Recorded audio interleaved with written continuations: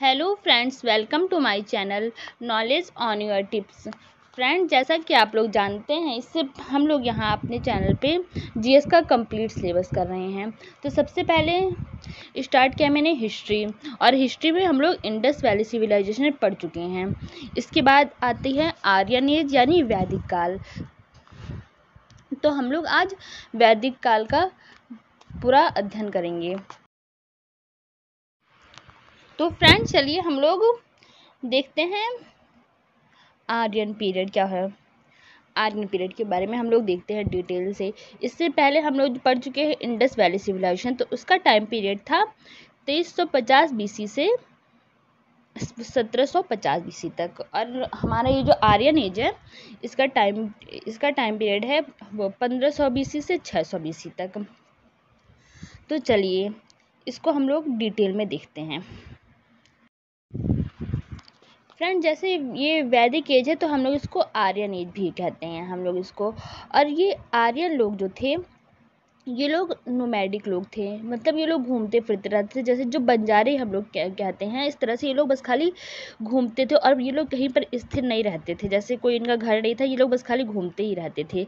तो सबसे पहले ये लोग जो आए थे, ये लोग सेंट्रल एशिया में आए थे। ये लोग सबसे पहले वहाँ से इन लोगों ने एंट्री की थी हमारे यहाँ। पहले ये लोग आए थे जो मध्य एशिया में, ये लोग सेंट्रल एशिया से होते हुए उसके बाद ये लोग कैस्पियन सागर के आसपास आए। फिर कैस्पियन सागर से ये लोग होते हुए सप्त सिंधु क्षेत्र के पास में इन लोगों ने आकर शरण ली। फिर वहाँ से इन लोगों ने फिर वहाँ से होते हुए ईरान में आए। तो ईरान में इन्होंने अपनी प्रसिद्ध जो वो ग्रंथ था जैन अवस्था, इन लोगों ने लिखा था। जराष्ट्रियन यानी कि ये लोग पारसी थे, यहूदी नहीं, ये लोग पारसी थे। लोग पारसी लोगों ने यहाँ पर जैन अवस्था लिखा था, जो इनकी पवित्र पुस्तक थी। इन लोगों ने इसको ईरान में ही लिखा था। और फिर उसके बाद ये है जो ऋग्वेद में, और ये ऋग्वेद भी इन लोगों ने ही लिखा था। तो ऋग्वेद में जहाँ पर 7 जो रिवर्स का उल्लेख दिया हुआ है, यहाँ पर 7 नदियाँ थीं।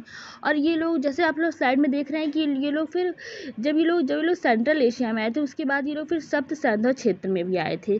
तो सप्त सिंधु क्षेत्र का मतलब होता है जहाँ पर 7 रिवर्स आकर के मिलती हैं, जहाँ पर 7 रिवर्स मिलती हैं। और 5 रिवर तो पंजाब में ही मिलती हैं। और फिर उसके बाद 2 नदियाँ उसके आसपास की होती है, तो उसे कहते हैं सप्त सिंधु क्षेत्र कहते हैं। तो ऋग्वेद में 7 जो नदियों का उल्लेख दिया हुआ, ये एग्जाम में ये पूछा जाता है, जो नदियों के नाम और ये इनके नाम की वितस्था का नाम क्या था। झेलम था, जैसे अस्किनी थी चिनाव, और पारुषणी थी रावी, और विपाशा थी व्यास, और शतुत्री थी सतलज, और दृश्यवद्रती थी घाघर नदी, घाघर और सरस्वती नदी। ये अक्सर एग्जाम में इनके नाम पूछे जाते हैं। तो फ्रेंड्स, अब हम लोग देखते हैं ऋग्वेद का जो टाइम पीरियड था, मतलब आर्यन एज का टाइम पीरियड था कि 1500 बीसी से 600 बीसी तक। तो हम लोगों ने इस आर्यन एज को, जिसको हम लोग वैदिक काल भी कहते हैं, इसको हम लोगों ने 2 भागों में बांटा गया है।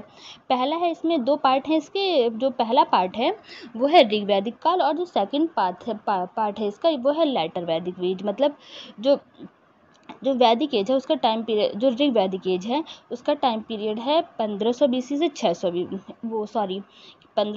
बीसी से 1000 बीसी तक। और जो लेटर एज है उसका टाइम पीरियड है 1000 से 600 बीसी तक। और जैसा कि आप लोग स्लाइड में देख रहे हैं, इसमें दिया है वेदों का संकलन वेद व्यास ने किया था। और वेद जो थे अपुरुषी थे। अपुरुषी का मतलब होता है ये मनुष्य के द्वारा ये नहीं लिखे गए थे। यहाँ पर जो आर्य लोग थे उन लोगों ने उन्हें बताया कि ये मनुष्य के द्वारा नहीं लिखे गए थे। और वैदिक साहित्य के बारे में देख लेते हैं कुछ। वेद शब्द का अर्थ होता है संस्कृत में श्रेष्ठ ज्ञान होता है इसका मतलब। और वेद फ्रेंड्स 4 प्रकार के होते हैं, ऋग्वेद, यजुर्वेद, सामवेद और अथर्ववेद। और जो यहाँ पर आर्यन लोग थे, उन लोगों ने संस्कृत भाषा में, मतलब उन लोगों ने संस्कृत का भी अध्ययन किया था यहाँ पे। और इन चारों जो वेद है इसके बारे में हम पढ़ेंगे अब डिटेल से। तो सबसे पहले हम लोग देखेंगे ऋग्वेद के बारे में। हमारा पहला वेद है ऋग्वेद।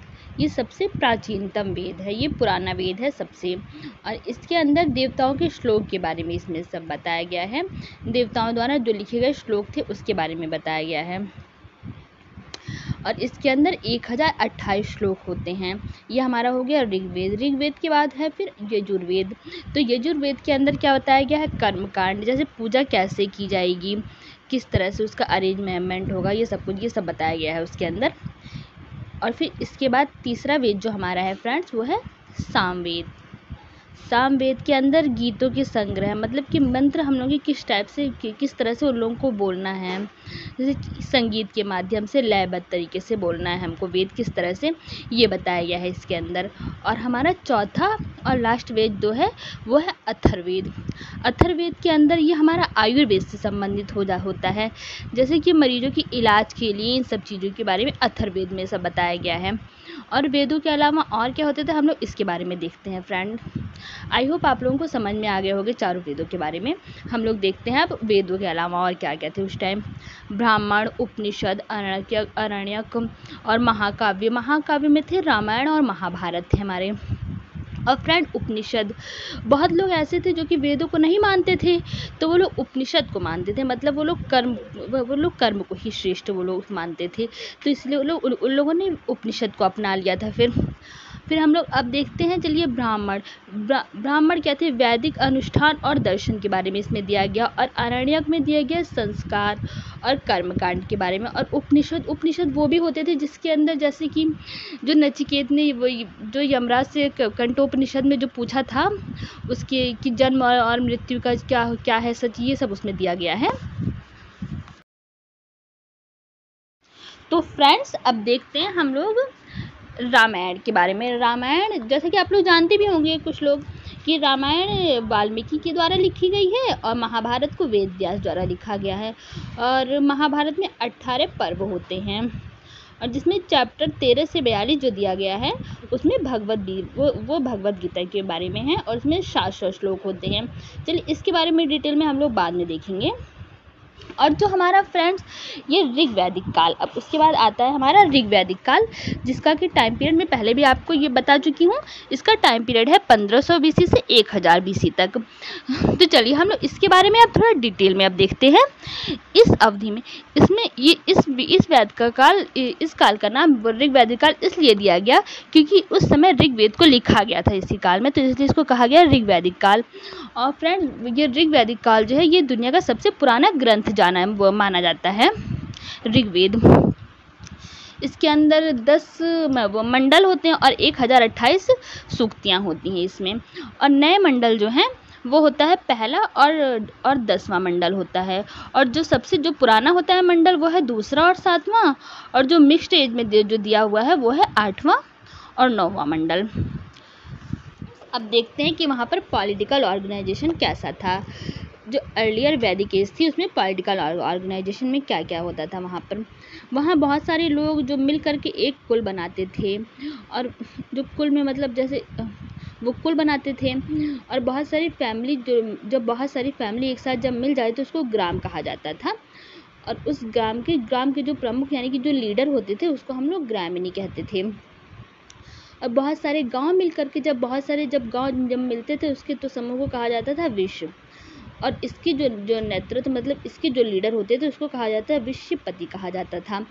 और यहाँ पर सर्वोच्च राजनीतिक और प्रशासनिक इकाई जन या जनजाति थी, मतलब वहाँ पर जो सबको लीडर जो माना जाता था पॉलिटिकल लीडर उसको हम लोग जन या जनजाति कहते थे। और वहाँ पर कई सारे आदिवासी राज्य भी थे जैसा आप लोग स्लाइड में देख रहे हैं, भारत और ये मत्स्य, यदु और पुरु, ये सब थे वहाँ के आदिवासी राज्य थे। और वहाँ जो राज्य का प्रमुख होता था उसको हम लोग राजन या फिर हम लोग उसको राजा कहते। तो फ्रेंड्स इसके बाद ये है दिया हुआ कि अर्ली वैदिक जो एज थी उसके अंदर इकोनॉमिकल कंडीशन कैसी थी। तो हम लोग देखते हैं इसके आगे कैसी थी कंडीशन उस समय इकोनॉमिकल। वहाँ पे लोग जो थे आर्य लोग, तो वो लोग सब उन लोगों ने वो पशुपालन का कार्य भी आरंभ किया वहाँ पर। और फिर वो लोग स्थायी रूप से वहाँ पर जो बसने लगे, मतलब स्थायी तो नहीं पूरे हुए थे, वो परमानेंट तो उसमें तो नहीं इतने थे, लेकिन थोड़ी बहुत फिर भी वो लोग तो वहाँ पर रहने लगे। तो उन लोगों ने वहाँ पर कृषि कार्य भी आरंभ किया था।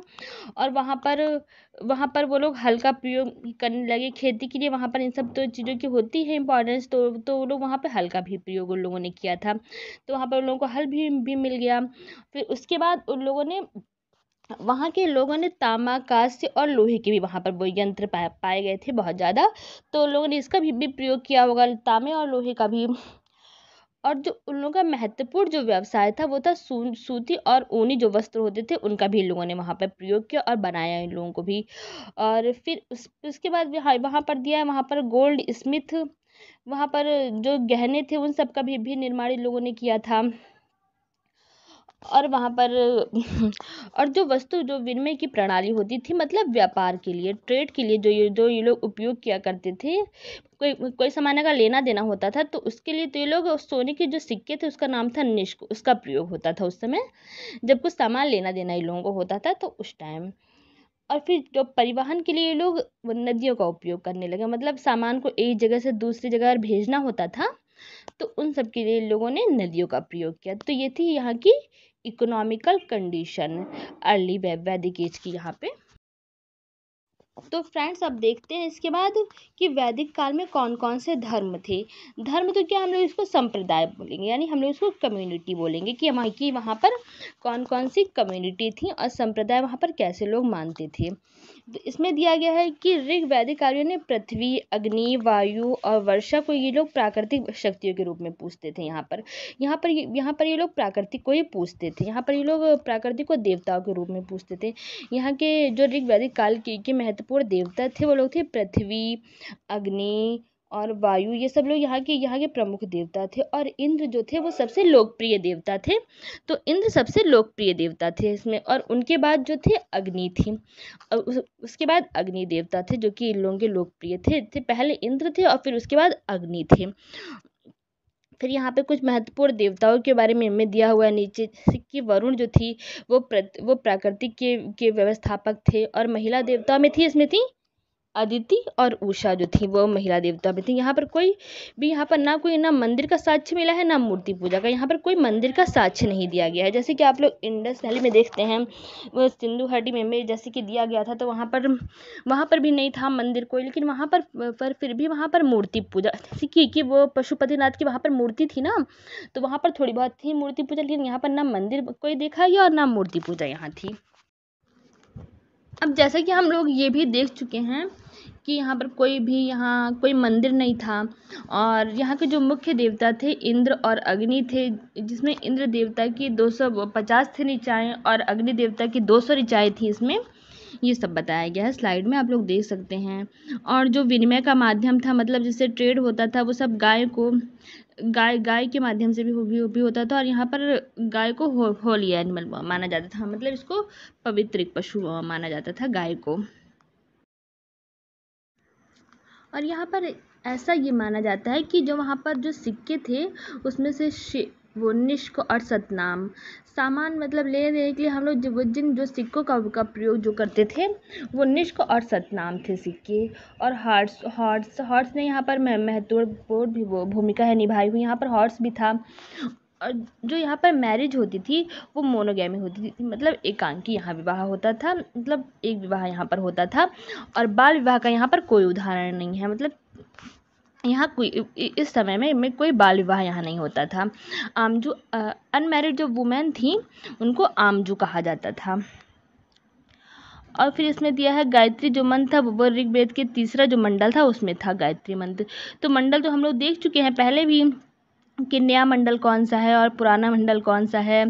1 से 10 जो दिया हुआ है वो नया मंडल है, 2 से 7 जो पुराना है मंडल, और 8 और 9 को जो मिडिल वाला है मंडल, ये सब दिया गया है। ये सब तो हम लोग देख चुके हैं पहले भी फ्रेंड। और फ्रेंड अगर आपको मेरा वीडियो अच्छा लगे तो इसको लाइक करिए, शेयर करिए और सब्सक्राइब भी करिए।